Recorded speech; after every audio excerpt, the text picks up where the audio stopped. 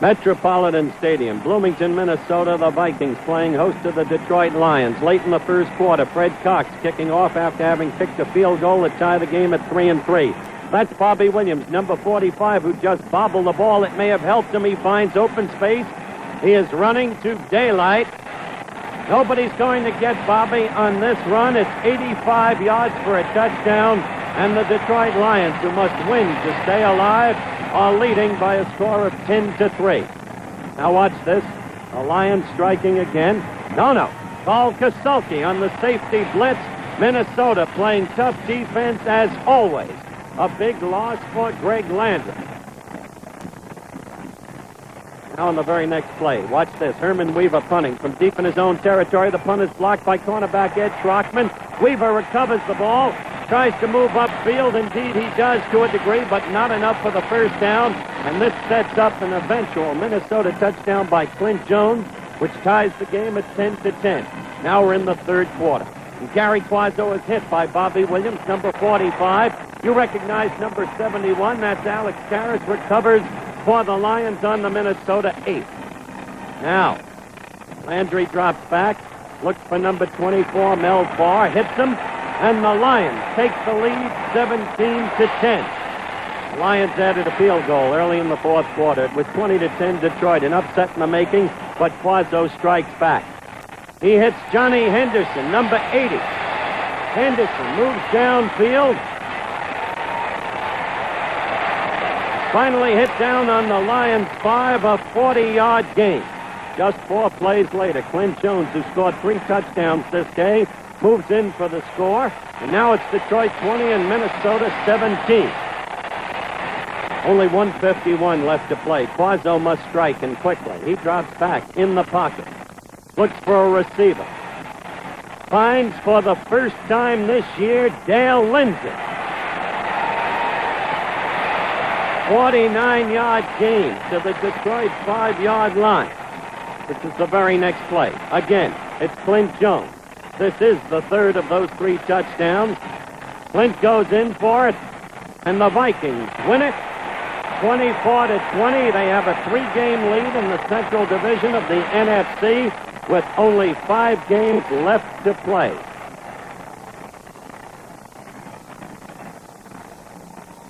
Coliseum in Los Angeles. The New York Jets against the heavily favored Los Angeles Rams.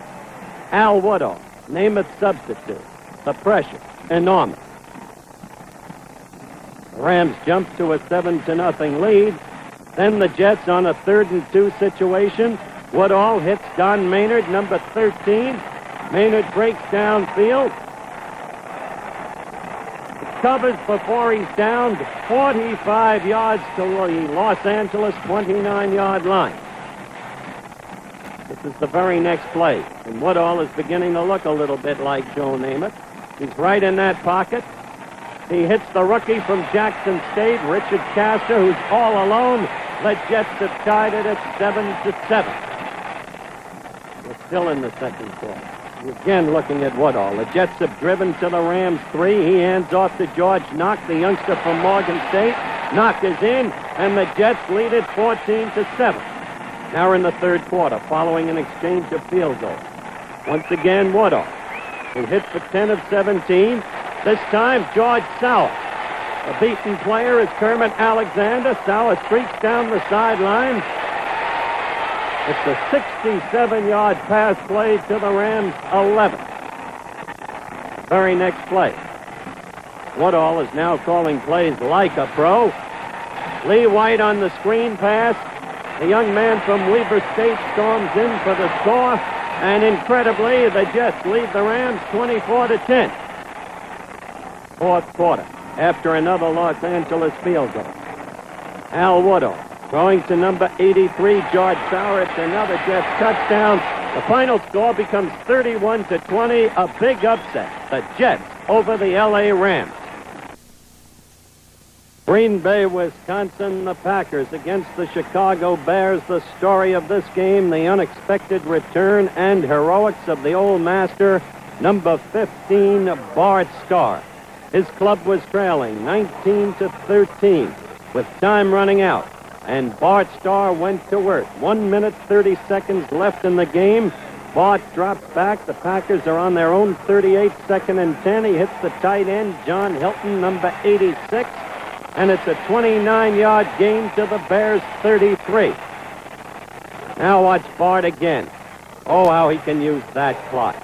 This is the young Larry Krause from St. Norbert's College, where the Packers themselves train. In West Des Peres, Wisconsin, 11 more yards to the 22. The clock spoke for itself.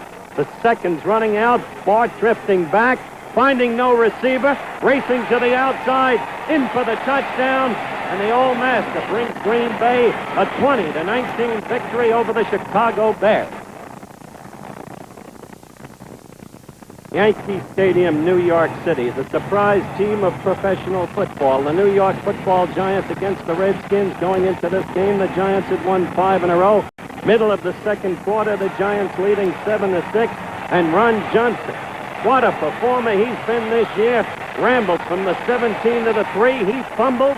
Mike Bass scrambles for it, doesn't get it. Clifton McNeil does, and the Giants lead it 14-6. Now we're early in the third quarter, and the Giants are leading at this point 14-12, but that's Charlie Haraway, the first time Washington has the ball from scrimmage. Watch Haraway go. Nobody's going to get him. It's a touchdown, and quickly Washington moves ahead 19-14. Suddenly it began to look like a romp for Washington the very next time they had the ball. Sonny Jurgens connects with number 42, you better believe it, Charlie Taylor. His pass was from the Giants 28. Charlie's in for the touchdown, and it's 26-14 Washington. The Redskins seemed unstoppable. That's Jurgensen handing off to Haraway again. Another touchdown. All in the third quarter. It's 33-14 the Redskins. How amazingly things changed in the fourth quarter. The handoff from Fran Tarkenton to Ron Johnson. 5:19 into the quarter. It's the touchdown, and the Giants have reduced the margin to 33-21. Now it's the Giants who are unstoppable. The next time they have possession. The culminated drive with this play. A pass to Tucker Frederickson. Watch Tucker go. He looks like the rookie who came up from Auburn, 57 yards. He caught 10 passes this day for 165 yards, and the Giants are back in the game, trailing 33-28. Look at the clock. It speaks for itself. Now the Giants are marching again. Head down close. The handoff goes to Ron Johnson. Johnson sweeps outside. The hands up raised in the glee of victory. The Giants have pulled it out. 35-33, and remember, this Giant team against the resurgent Eagles next week, Monday night on ABC.